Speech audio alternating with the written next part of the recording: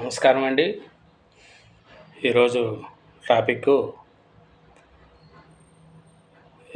ఏపీలో జరుగుతున్న ఎలక్షన్ల గురించి అండి. ఆంధ్ర రాష్ట్రంలో ఎండలు బగబగా ఉంటున్నాయి. అట్లే రాజకీయం కూడా ఒకరికొకరు చాలా విమర్శలు చేసుకుంటున్నారు. ఈ ఎండలో కూడా వాళ్ళు అలమటా చేస్తున్నారండి. ఈ ఎండలో కష్టపడతారండి. ఇంకా 10 రోజులు కష్టపడతారు. 5 సంవత్సరాలు ఏసీలో పండుకుంటారండి వాళ్ళు.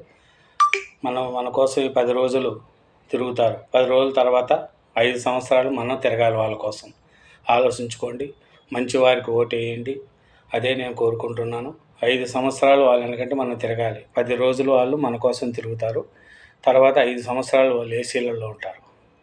కానీ మనం ఈ 5 సంవత్సరాలు వాళ్ళ కోసం తిరగాలి. దయవుంచి చెప్తున్నాను అందరికీ, మంచివారికి ఓటేయండి. చూసుకొని మీ నాయకుడు ఎవరు, మంచి వాళ్ళు చూసుకొని ఓటేయండి. అలాగే ఇప్పుడున్న రాజకీయ పరిస్థితుల్లో మనకు మంచి నాయకుడు ఎవరు, చదువుకున్నవాడు, అట్లా వాళ్ళు చూసుకొని ఓట్లేయండి. అలాగే డబ్బులు వేలు పంచుతున్నారండి. డబ్బులు తీసుకోండి.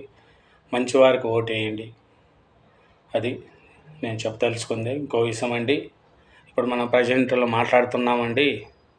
ముద్రగడ పద్మనాభం అనే ఆయన కాపు జాతి నాయకుడు అండి. ఆయన అట్లాంటి పెద్ద మనిషి, అట్లాంటి ముసలాయన పవన్ కళ్యాణ్ ఓడిస్తా, లేకపోతే నేను పద్మనాభరెడ్డి అని పెట్టుకుంటా అంటున్నాడండి. సంతోషం అండి. ముద్రగడ పద్మనాభం రెడ్డి గారు, మీరు రెడ్డిగా మారిపోండి. జగన్ దగ్గర పోయి వాళ్ళ ఇంట్లో డోర్ కాడ వాచ్మెన్ డ్యూటీ చేసుకోండి. అప్పుడు నీకు దత్తత తీసుకోమని చెప్పండి. పర్వాలేదు. కానీ అంతే తప్ప కాపులను అందరినీ అవమానించి కాపు జాతిని నాశనం చేయకండి.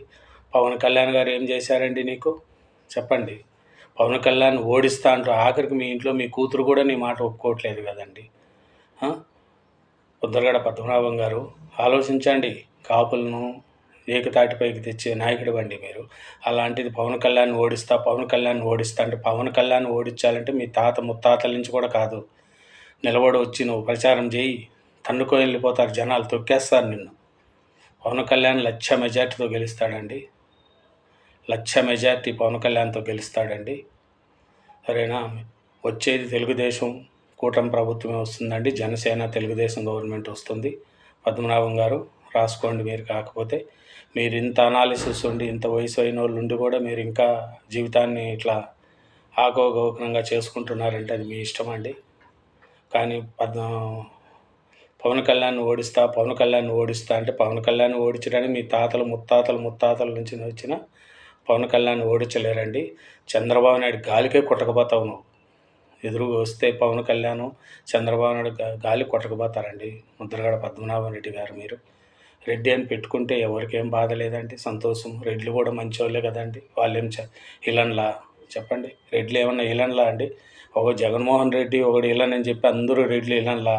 అందరూ మంచివాళ్ళేనండి. రెడ్లు, కమ్మలు, కాపులు అందరూ మంచివాళ్ళండి. అక్కడెవరు గంజాయి తులసి వనంలో గంజాయి ముక్కలాగా ఉంటారు. కానీ అందరూ తప్పుడోళ్ళు కాదండి. రెడ్డి అని ఏమన్నా పెట్టుకోవచ్చు అండి. రెడ్లు అందరూ మంచివాళ్ళు. ఎవడో జగన్మోహన్ రెడ్డి లాంటి వాళ్ళు కొంతమంది మూర్ఖులు ఉంటారు తప్ప మిగతా వాళ్ళంతా అంతేనండి. జగన్మోహన్ రెడ్డి పిచ్చిగా ఓడిపోతారండి. కాకపోతే మీరు అంటే చూడండి, నేను చెప్పేది అబద్ధమవుతే మీరు ఆలోచించండి.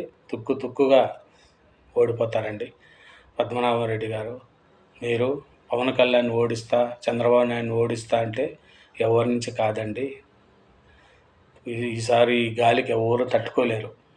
పవన్ కళ్యాణ్ 1,00,000 మెజార్టీతో గెలుస్తాడు. మీరు రాసి పెట్టుకోండి. ఇప్పుడు నేను చెప్తున్నా, 1,00,000 మెజార్టీతో పవన్ కళ్యాణ్ గారు గెలుస్తారు. పవన్ కళ్యాణ్ గెలుస్తారండి. మీకేమైనా అభిమానం అర్థం ఉంటే జగన్ గారి దగ్గర పోయి వాళ్ళు ఇచ్చే డబ్బు కాసుపడి డబ్బులు తీసుకోండి.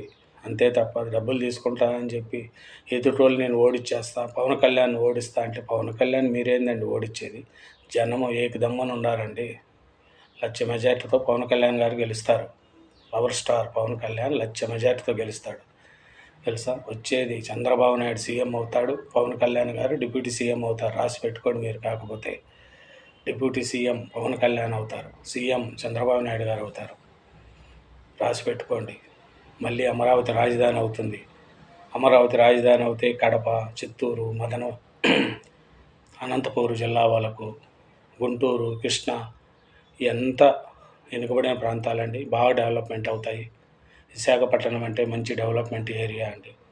విశాఖపట్నాన్ని కూడా నాశనం చేయాలని వైసీపీ నాయకులు చూస్తున్నారు. విశాఖపట్నం మంచిగా డెవలప్మెంట్ కావాలి, సాఫ్ట్వేర్ కంపెనీలు రావాలి, మన అభివృద్ధి జరగాలండి. అంతే తప్ప నేను ఓడిచ్చేస్తా, చంద్రబాబు నాయుడిని ఓడిస్తా, పవన్ కళ్యాణ్ని ఓడిస్తా అని వైసీపీ నాయకులు సిగ్గు లేకుండా చెప్పుకుంటున్నారండి. ఇంకో విషయం, రోజా అయితే ఘోరంగా ఓడిపోతుందండి. కొడాలి నాని ఓడిపోతాడండి. రోజా, కొడాలి నాని అడ్రాస్ గల్లంత అయిపోతుందండి. పేరు నాని జోగి రమేష్ వీళ్ళంతా వాళ్ళ కొడుకులు నిలబడినా వాళ్ళు నిలబడినా అడ్రాస్ గల్లంత అయిపోతుందండి.